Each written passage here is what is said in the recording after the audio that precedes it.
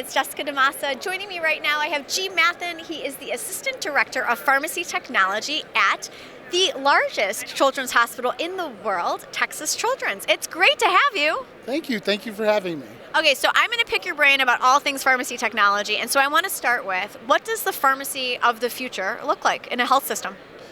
Let me start from where we were Okay. to get to where we want to be. All right, fair enough. Pharmacy technology actually is behind, right? And pharmacy technology, it takes a lot of courage to put pharmacy technology in, because we actually make a lot of money from drug distribution to the patients, right? The money aspects of it, the C-suite says, why do you need more technology when we're already a proven producer of revenue, right? And that's a challenge when you can't get technology in. So we focus on technology to improve safety. You don't put price on safety. So where we want to be in the future is zero harm to the patient. Okay. And if we can come up with technology to get us zero harm to the patient, that's where our future is going to be. Okay, so thank you so much for putting some context around this. I want to ask, so safety is the route that you're going. Give us a sense of where you guys are at now. Zero harm to the patient.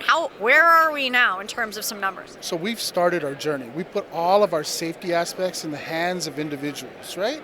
And humans have bad days, as we all do. We have bad days, right? And a bad day could lead to one error. Right. That one error could have harm to a patient.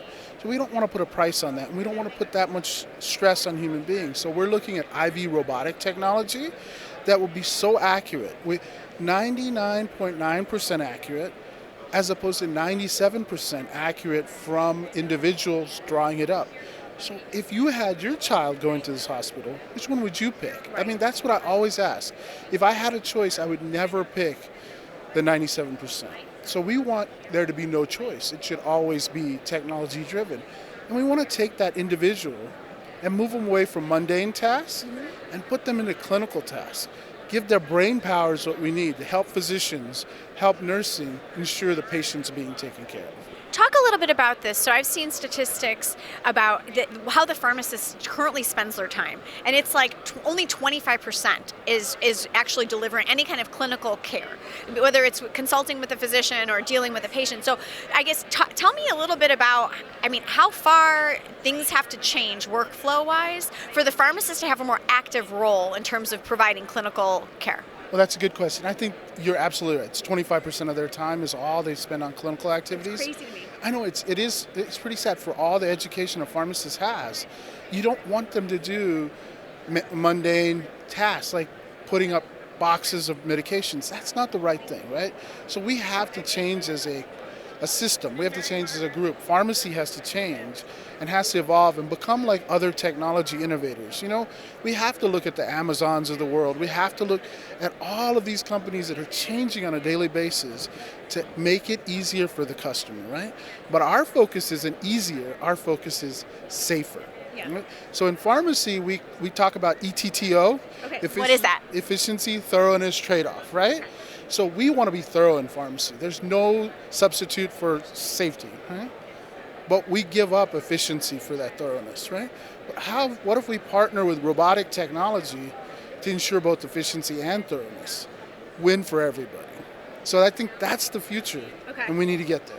Tell me a little bit about some of the things that you've done already, because I understand that. In your job, you're looking at integrating the best technology that does provide the safest care and is improving efficiency at the same time. So tell me a little bit about what you've done. Awesome. So we've actually put in our complete automated dispensing cabinets. We have the latest and greatest technology from Omnicell.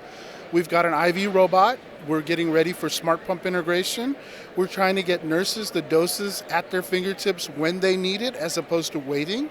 If you imagine pharmacy being like, I hate to do this analogy, but I'm going to go with it. It's like pizza.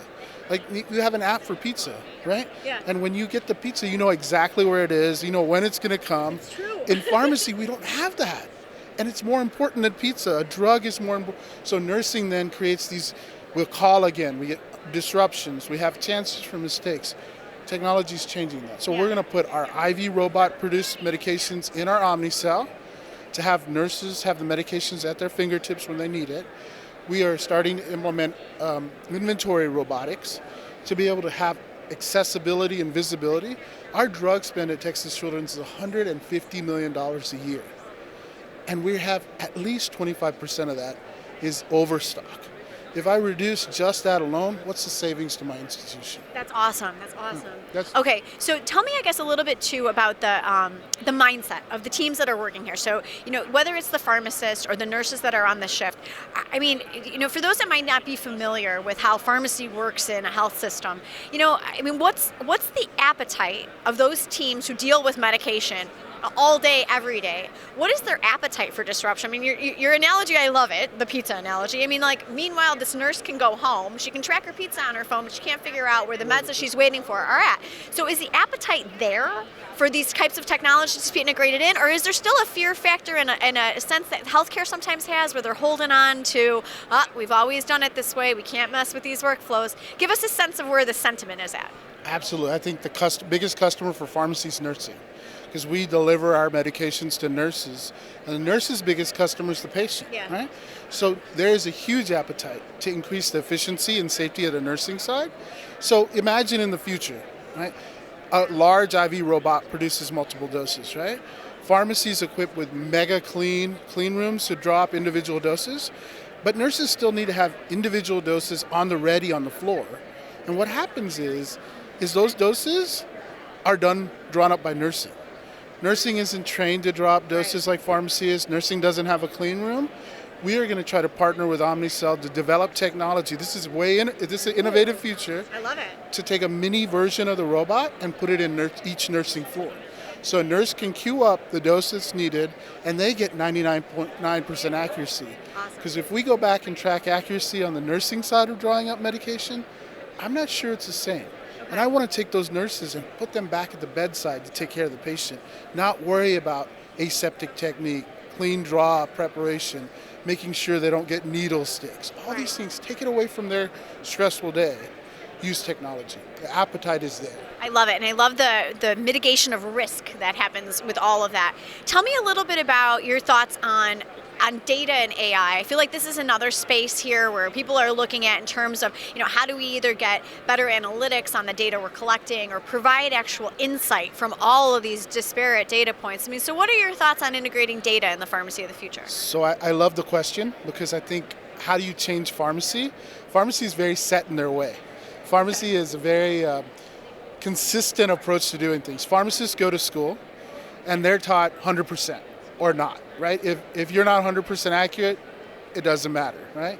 But with technology, the problem is there's a perception that things fail. Like my watch fails, my phone fails, right? So they don't want to think about moving to a potential failure situation. So we use data to prove the efficiency, the lack of downtime. We can monitor all of our cabinets and get information back to say when this is going to fail, and we have preventative maintenance. We can look at robotic technology for capturing lot number and expiration date, which they can't do human. We have 1 million widgets walking in and out the door on a weekly basis. How do you individually look at it? What if you had technology on a camera that doesn't look at barcode, it takes a picture, stores all the information? That technology is what we're looking at to look at the future. So I think the answer to your question is, the change is going to happen because the data drives the results. So now I can go back we use Click or Tableau, and we show our end users, hey, this is how much time you took to deliver. If we let the robot do it, it'll take you. They have a comparative graph. And they can't argue against the data, because the data's the data. Data's data. That's it.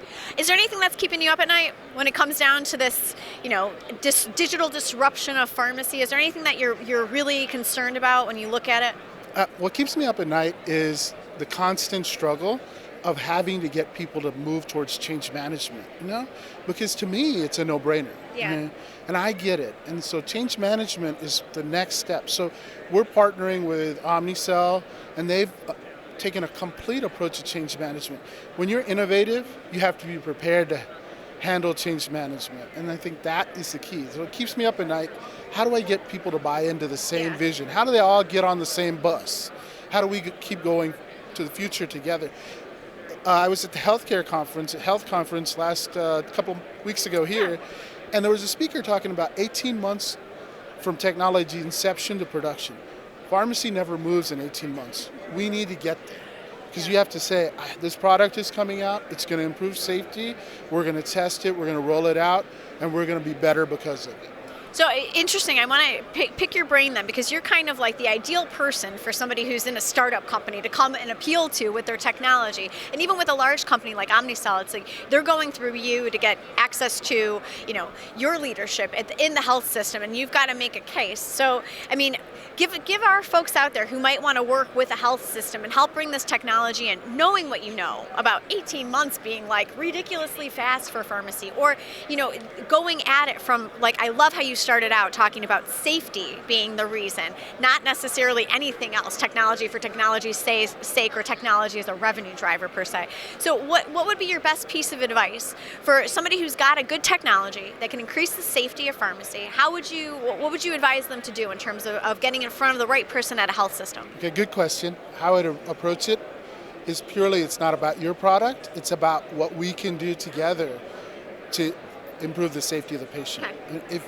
investors come in that has new technology, the ones that are most successful in our institution is not about selling their hard product. It's about the soft product that comes with it, to say how this is going to be mutually beneficial. And we've signed contracts with those kind of vendors because the passion is there. So bring the passion. It's not just a piece of technology. It's not a computer. It's going to do something that makes you awesome. It's going to take you from excellence to eminence. That's what we should strive for. I love that. Eminence. Perfect. Thank you so much for joining us, G. It's awesome to talk to you. I'm Jessica DeMassa. Thanks for joining us.